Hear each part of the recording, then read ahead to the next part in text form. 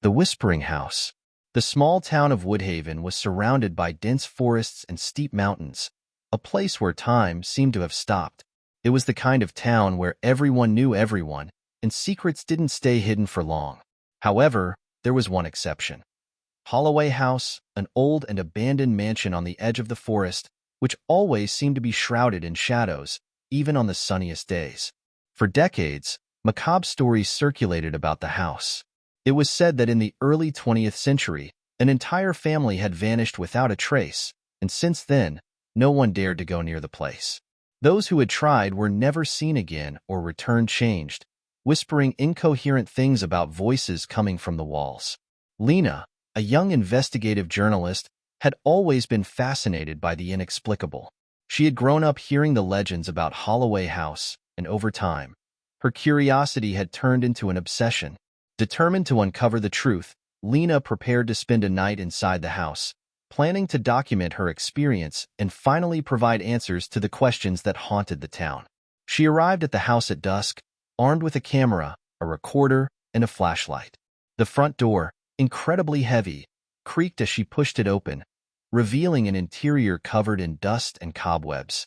The air was thick, as if the house was breathing, and Lena felt a chill run down her spine as she crossed the threshold. Despite her determination, something inside her screamed to leave, but she ignored it, repeating to herself that it was just an old, abandoned house. As she explored the ground floor, Lena noticed that the house was strangely preserved. Old furniture remained in place, covered by faded white sheets, and worn paintings hung on the walls, their images almost indistinguishable. However, something unsettled her. There seemed to be a constant murmur, low and indistinct, as if the house was filled with people whispering to each other. Curious and somewhat scared, Lena decided to follow the sound, which led her to a slightly open door at the end of the hallway. Pushing it open, she found a narrow, dusty staircase leading down to a dark basement. Her heart raced as she descended, and the sound of the whispers grew louder, becoming clearer but still incomprehensible. At the bottom of the stairs, Lena's flashlight illuminated a vast basement filled with old items, trunks, broken furniture, and in the center, a large gilded mirror completely covered in dust. It was then that she realized the whispers were coming from the mirror. Lena felt a mix of fear and fascination. She walked slowly toward the mirror, wiping the dust from its surface with the sleeve of her jacket. In the reflection, something strange happened. It wasn't just her image reflected, but also an indistinct figure behind her, seemingly getting closer by the second. She turned around quickly, but there was nothing there. With heavy breathing, Lena looked back at the mirror, and the figure was even closer. This time, she could see clearly. It was a woman with a tormented expression and deep, empty eyes. The woman seemed to be trying to speak, but no sound came from her mouth. The whispers around Lena intensified, now loud and chaotic, as if several voices were trying to speak at once. Lena felt panic taking over. She took a step back, but something seemed to hold her feet to the ground. The mirror began to glow with an intense, almost blinding light, and the figure inside started to move, reaching out toward the surface as if trying to get out. In a desperate move, Lena tried to run, but the basement door slammed shut with a deafening crash. The room seemed to spin around her, and the whispers turned into anguished screams. Lena fell to her knees, trying to cover her ears, but the voices were inside her head, impossible to ignore. The woman in the mirror was now pressing her hands against the glass, her face contorted in a grimace of pain and rage. Suddenly, the mirror began to crack, and Lena felt an invisible force pulling her forward. She tried to resist, but it was useless. When the mirror finally shattered, Lena was sucked into a dark, silent void. The town of Woodhaven awoke the next morning to find Holloway House intact, but Lena was never seen again. Her camera and recorder were found on the front step, covered in dust as if they had been there for years. The footage revealed a blurry image of Lena inside the house, but just before disappearing, the image became static, and the audio only captured the incessant whispers coming from all directions. No one in town had the courage to enter the house after that. The legend of Holloway House only grew, and those few who dared to pass by at night said they could hear the whispers in the wind, calling out to anyone willing to listen. Lena's disappearance deeply shook the town of Woodhaven. Authorities did what they could to search for the young journalist, but after weeks of fruitless searching, the investigation was closed. Still, the mystery continued to haunt the residents, especially those who had known Lena. But, as in any small town, time began to erase the tragedy, replacing horror with a lingering sense of unease in the air. 3 months after Lena's disappearance, a group of college students from a neighboring town heard about Holloway House. In search of adventure and eager to prove that ghost stories were just that, stories, they decided to explore the house on Halloween. The group consisted of 5 young people: Josh, the fearless leader; Emily, his curious girlfriend; Chris, the skeptic of the group; Mia, who secretly believed in the supernatural; and Tom, the friend always ready to get into trouble. On Halloween night, armed with flashlights, cameras, and a good dose of youthful arrogance, the 5 set out for Holloway House. The full moon illuminated the landscape, but as they approached the house, the shadows seemed to stretch and swallow the light, as if the darkness of the house were something alive. "Let's put this story to rest once and for all," said Josh, as he forced open the heavy front door. The familiar creak of the door echoed through the entrance hall. As soon as they all entered, the door slammed shut behind them, causing Mia to jump. "Just the wind," Chris said with a nervous smile, but everyone could hear the uncertainty in his voice. The group began to explore the house, laughing and joking to stave off their growing fear. But as they moved forward, the atmosphere grew heavier. Each room they entered seemed colder than the last, and the shadows on the walls seemed to move on their own. After an hour of wandering through the house, they reached the hallway where Lena had found the staircase to the basement. Emily, who was filming everything with her camera, noticed a slight breeze coming from the slightly open door at the end of the hallway. "Maybe it's this way," she suggested, approaching the door. Josh agreed and was the first to go down the stairs. The rest of the group followed hesitantly, their flashlights trembling in their hands. When they reached the basement, the sight of the dusty mirror made them stop. The air was heavy, as if something invisible was there with them, watching their every move. "It's just a mirror," Chris said, trying to dispel the tension. "But I admit, it's a bit creepy." Mia, who had always been more sensitive to strange things, began to feel nauseous. "There's something wrong with this place," she murmured, but the others ignored her warning. Josh approached the mirror, touching the golden frame. "Does anyone have a towel or something? Let's clean this off and see what's hidden." Emily grabbed a cloth from her backpack and handed it to Josh. He started wiping away the dust, slowly revealing the mirror's surface. As he cleaned, Josh's reflection became clear, but with something strange. His eyes in the reflection were empty, lifeless.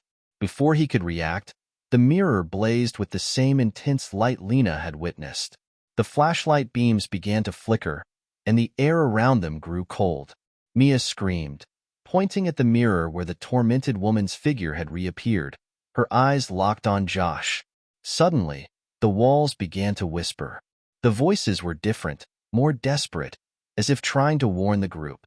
But the whispers quickly turned into agonized screams. Emily, in a panic, dropped the camera and tried to run back to the stairs, but the basement door slammed shut, trapping them inside. "We need to get out of here now," Tom shouted, pulling at the door handle with all his strength, but it was useless. Josh, still frozen in front of the mirror, began to shake. She's trying to get out," he yelled as the figure in the mirror pressed her hands against the glass, just like before. Cracks began to form in the mirror again, but this time something different happened. The voices, once confused, were now clear and synchronized, repeating one word: revenge. Mia realized that the mirror was not just a portal but a prison, and the entity inside was trying to escape. "Don't look at the mirror," she screamed, closing her eyes and trying to pull the others away. But it was too late. The cracks in the mirror expanded, and with a terrible sound, the glass shattered, releasing a wave of darkness that spread through the basement. The flashlight beams went out, and for a moment, the group was enveloped in absolute darkness, where only the screams of terror could be heard. When the light finally returned, only Emily, Chris, and Mia were in the basement. Josh and Tom had vanished as if they had never been there.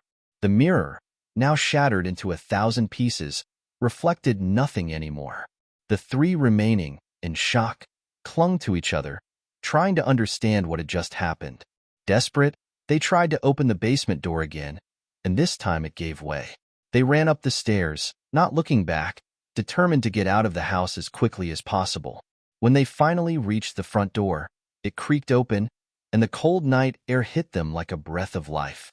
Without saying a word, the three ran to Chris's car, and he started it with trembling hands. As they drove away from the house, Emily looked back through the rear window and, for a brief moment, swore she saw Josh and Tom's figures on the porch, motionless and silent.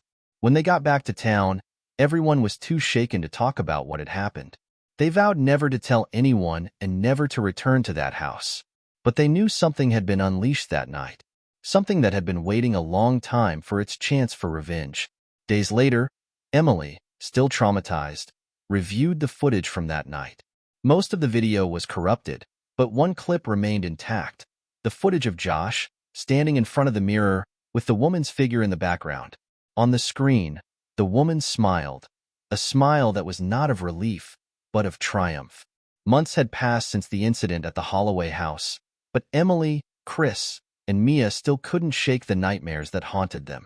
The town of Woodhaven had returned to its slow pace, but for the three survivors, life would never be the same. They had promised never to speak of what happened that night, but the silence had become unbearable. Emily, tormented by the guilt of having dragged her friends into the house, began to see visions of Josh and Tom at unexpected moments, in the reflection of a mirror, through the window of a bus, or in the crowd on a busy street. She knew she needed to do something, but who could she turn to for help? Who would believe her? One night, while reviewing the footage once more, Emily noticed something she hadn't seen before. At the moment the mirror began to crack, an object in the background of the basement had briefly flashed. Pausing the video and enlarging the image, she saw it was a small wooden chest, partially hidden behind an old piece of furniture. Determined to discover what was inside, Emily knew there was only one way to put an end to it: return to the Holloway house. Convinced that the chest held some clue, something that could help them understand what had happened, she decided she needed to go back to the cursed house, even if it meant facing her greatest fears. Reluctantly, she contacted Chris and Mia. Both were visibly shaken by the proposal, but after a long conversation, they agreed that it was the only way to perhaps find peace.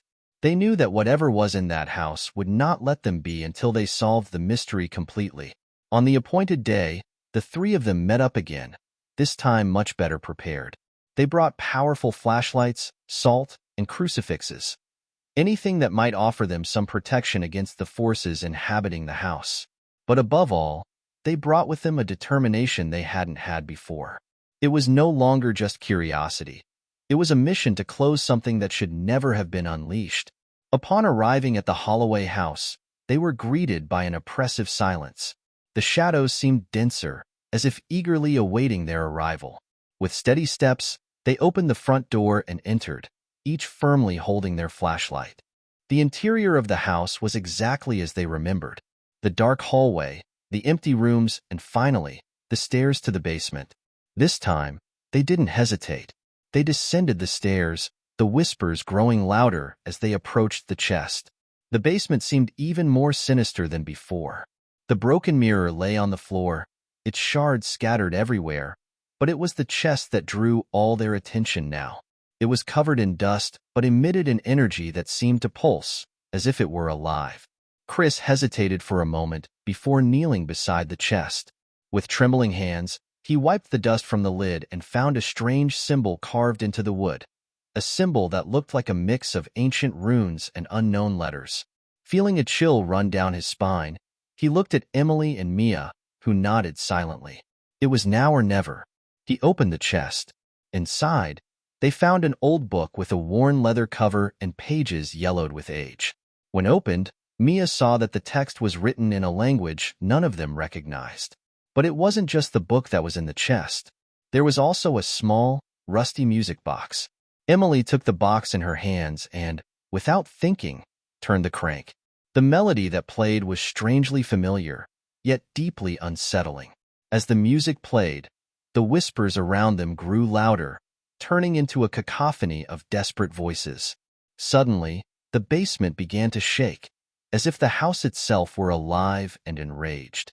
The three huddled together, their flashlights flickering and their eyes fixed on the open chest. Chris quickly flipped through the book, hoping to find something he could translate, but the words seemed to move on the page, making reading impossible. It was then that the tormented woman's figure appeared again, not in the mirror, but in front of them, emerging from the shadows. Her empty eyes locked onto Emily, and for the first time, she spoke. "Why did you come here?" Her voice was rough, as if it hadn't been used for centuries. "You shouldn't be here. He's coming." "He?" Mia asked, her voice trembling. Before the woman could respond, a deafening crash made the floor beneath their feet shake violently. The walls of the basement began to crack, and from the floor, a shadowy figure began to rise, a malevolent presence that seemed to absorb all the light around it. "He was imprisoned a long time ago," the woman whispered, now almost transparent. "And you've released him." The shadowy figure advanced, its eyes glowing red like embers, and its presence overwhelming. Emily, still holding the music box, instinctively dropped it.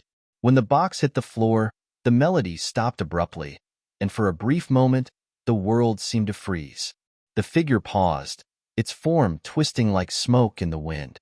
"You don't understand." Its voice was a guttural growl. "I am the guardian of the secrets, and now you are part of them." Before any of them could react, the figure advanced, merging with the shadows around them. Emily felt a wave of cold wash over her, and for a moment, everything went dark. When she regained consciousness, she was alone in the basement, Chris and Mia's screams echoing in the distance, as if coming from another dimension. Desperate, she ran towards the stairs, but the door was locked again. The shadows around her seemed to close in, and the voice of the shadowy figure echoed in her mind. "You can run, but you will never escape. The house has its secrets, and now you are part of them." With no other option, Emily returned to the center of the basement, where the chest was still open. The old book now seemed clearer, its words forming a sentence she could finally read. "Those who dare disturb the house's secrets are doomed to never leave it." With tears in her eyes, Emily understood what this meant. She would never leave that house. She was now a part of it, part of the secrets that the Holloway house guarded so fiercely. And like Josh and Tom before her, her fate was sealed. As the shadows enveloped her, Emily made one last silent prayer. The moment she was swallowed by the darkness, the basement fell silent once more. The house had claimed its new victims, and the legends of Woodhaven would only grow more sinister. Days passed, and news of Emily, Chris, and Mia's disappearance began to spread through Woodhaven. The town, already accustomed to the tragedies involving Holloway House, could not escape the atmosphere of fear and anxiety that settled in. People began to avoid the area entirely, fearing that even proximity to the place could bring bad luck. The police, pressured by the community, reluctantly organized a search. A small group of armed men was sent to the house, but the truth was that no one wanted to be there. Even the most skeptical had their doubts, recalling the stories told by their grandparents and the legends surrounding the mansion. Upon entering the house, the men immediately felt a suffocating atmosphere, as if the air were charged with something invisible yet tangible. They searched the ground floor, finding nothing but old furniture and dust. The same on the upper floor. It was as if the house were waiting, keeping its secrets well guarded. When they finally reached the basement, things began to change. The place was cold, colder than any other part of the house, and the floor creaked strangely beneath their feet. One of the men found the shards of the mirror on the floor and, upon touching one, felt a chill run through his body. But they found no sign of Emily, Chris, or Mia, just a growing sense that they were not alone. After hours of searching, with no results, the group finally gave up. The house seemed to swallow them, making their search fruitless. They left, carrying with them a sense of failure, but also relief at having escaped alive. That night, back at the police station, Sheriff Jones, a man hardened by years of service, sat in his office trying to organize his thoughts. He had never been a superstitious man, but there was something about the Holloway house that he couldn't understand, something that went beyond logic. As he reviewed the reports, he found an old photograph he had never seen before, hidden among the papers. It was a black and white photo of a family, a man, a woman, and two small children, posing in front of the Holloway house, smiling. Behind them, in the background of the photo, something caught Jones's attention. An indistinct shadow, almost invisible but undeniably present. He rubbed his eyes, but the shadow remained. For reasons he couldn't explain, Jones decided to investigate further. He began to search through the city archives, looking for any mention of the Holloway house and the family in the photograph. What he discovered was disturbing. The family in the photo was the Holloway family, the first owners of the house. And their story was tragic. According to the records, in 1910, the father, Henry Holloway, a respected businessman, began to exhibit signs of strange behavior. Neighbors reported that he heard voices and saw things that no one else could see. Eventually, he locked himself in the house's basement, where he spent weeks without coming out, until one day, his wife and children mysteriously disappeared. The only thing that remained was Henry, found dead in the basement, with a look of pure terror frozen on his face. The house remained empty for years after the incident until it started being sold repeatedly to new owners, all of whom vanished in equally inexplicable ways. The legend grew, and the house was abandoned, becoming what it was today, a cursed place. Jones couldn't get the photo out of his mind. Something about the shadow or the expression on the man's face seemed familiar. Then it hit him. The shadow in the photo was identical to the dark figure the young people had reported before they disappeared. It was as if the house had a malignant presence that manifested repeatedly over time, feeding on those who dared to disturb its slumber. Determined not to leave the mystery unsolved, Jones decided to make one last visit to the Holloway house, this time alone. He knew it was risky, but something inside him drove him to go. It was as if an invisible force was guiding his steps. Upon entering the house, the same sense of oppression hit him, but he ignored it. He headed straight for the basement, feeling that was where he would find his answers. With a flashlight in hand, he descended the creaking stairs and reached the bottom, where the chest was still open and the book intact. Jones approached the chest and, without hesitation, opened the book. The pages were written in the same unknown language Emily had found, but this time, the words didn't move. They were clear, as if waiting for someone to read them. And that's what Jones did. As he read, he realized that the book was a journal written by Henry Holloway. The journal detailed the last days of his life, days marked by growing paranoia and terror. Henry spoke of a presence that had been awakened within the house, something he had accidentally released while trying to contact the beyond. He had bought the mirror and the chest from an antiquarian who had promised they were relics of an ancient civilization, with the power to connect worlds. What Henry didn't know was that by using them, he wasn't just connecting worlds but releasing something terrible, a guardian of ancient secrets, an entity that fed on fear and pain, trapped for generations until Henry, in his ignorance, freed it. Jones read with growing horror, understanding that the entity not only killed but also trapped the souls of its victims, making them part of the secrets it kept. That was why no one had ever found the bodies of the missing people. They were trapped within the house, within the walls, within the very air. When he finished reading, Jones felt the presence behind him even before he saw it. Slowly, he turned around and saw the shadowy figure, now fully formed, hovering before him. Its eyes were pits of infinite darkness, and its mouth twisted into a cruel smile. "You shouldn't have come here, Sheriff," the entity's voice echoed, like the sound of 1,000 distant voices. "Now you are part of the house too." Jones tried to back away, but the shadows enveloped him, tightening around his body, suffocating his soul. He tried to scream, but the sound was swallowed by the emptiness around him. The last thing he saw was the figure advancing toward him, its red eyes burning in his mind, and then everything went dark. When the police returned to the Holloway house the next day, everything seemed in order.